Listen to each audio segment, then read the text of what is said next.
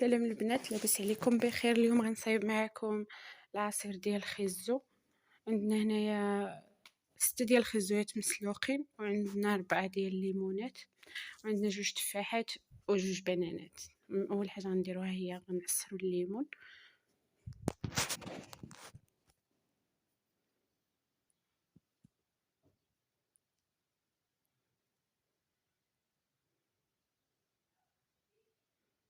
المهم انا البنات درت عصير طبيعي 100%، مزدت فيه لا ضانون لا حتى شي حاجه، بغيت يكون شي حاجه اللي طبيعيه مع رمضان وبنادم صايم، راكو عارفين خاص ضروري نشربوا شي حاجه صحيه.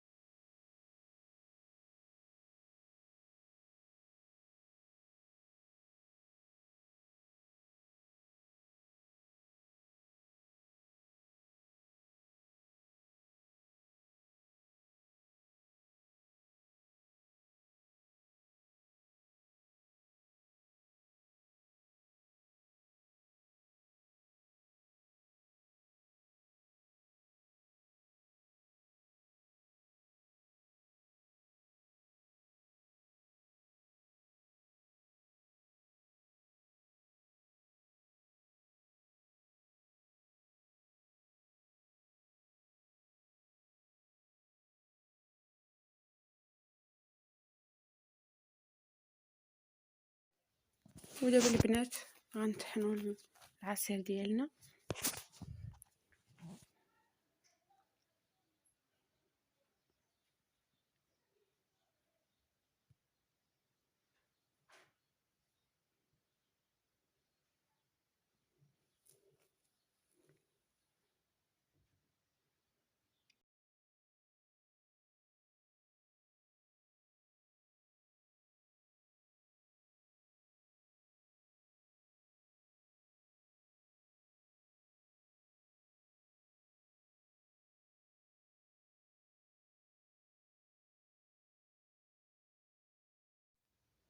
بعد ما طحناها البنات دابا غنبداو نعمروه في القرعه. انا خرج لي قرعه ونص، ما كاملاش نص.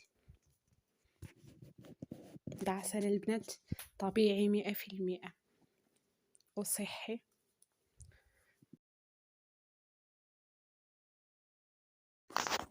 وها هو العصير ديالنا البنات، كيجي زوين وخاتر وصحي. نتمنى انكم تجربوه، وإلا عجبكم الفيديو ما تنساوش ديروا لي متابعه للصفحه ولايك.